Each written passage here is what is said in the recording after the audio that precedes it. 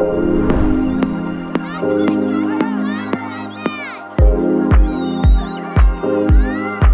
you looking to move to one of the 7 barrier islands of Sarasota? Maybe you've heard of Manasota Key. Maybe you haven't heard of Manasota Key. You're looking for something that is completely removed, that's quiet, that feels like you're basically living on a remote island.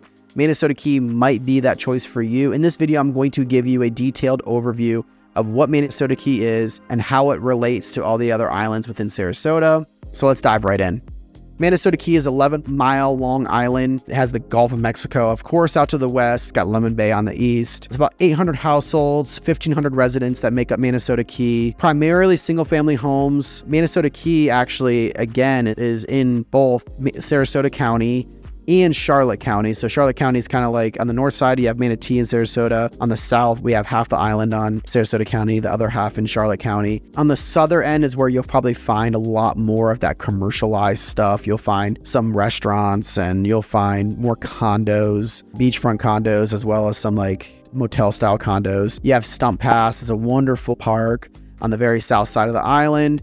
There's a 1.3 mile trail through nature. You can often find tortoises, birds, and a ton of different stuff out there. And again, like I said, the shark's teeth and the shelling is spectacular there in Manasota Key. But Manasota Key is known again to be a lot more removed. As you keep going south, you're getting further removed from Sarasota. Now you're about halfway between that Fort Myers and Sarasota mark. So you're kind of in, I don't want to call it no man's land, but you're in no man's land regarding accessibility to like a theater or like those fine dining spots. Englewood has its own little downtown area on Dearborn. The county itself is dumping millions of dollars into Dearborn. I think they see something in Englewood, they see the growth, and they see more. And Northport itself is the fastest growing city in the state of Florida, which is absolutely insane. Obviously, that part of that is from Welland Park.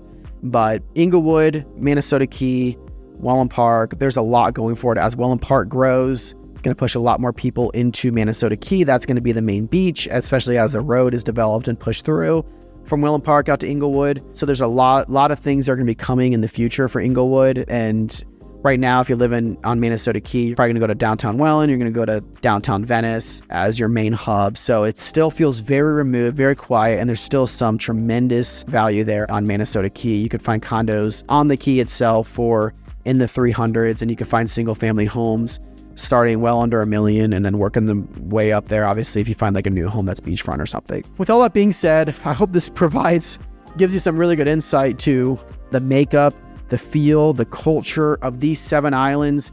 Like I said, I was born and raised here. I've spent my whole life living and doing things on these islands. And to this day, I still take my family. If I want to go shark's teething and shelling with my kids, I'm going to go to Manasota Key. I'm going to go to Venice Island.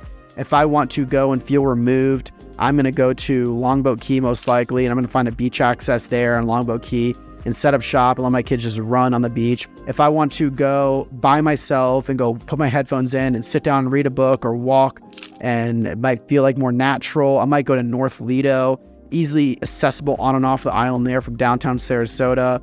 If I want to go take some friends that are in town and actually go grab a drink and go grab some food and then walk down to the beach after, I'll probably go to Siesta and show off Siesta. Every single island has its unique characteristics, has its own feel, its own culture, and its own pros and cons. If you're looking to move here and you're considering being on one of these islands, I would love to sit down with you, explore those differences, those pros and cons, and even take you out and show you some of those differences in person. Thank you for watching my video on Manasota Key.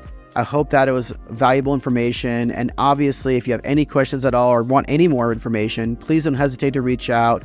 We would love to be a resource for you. Thank you.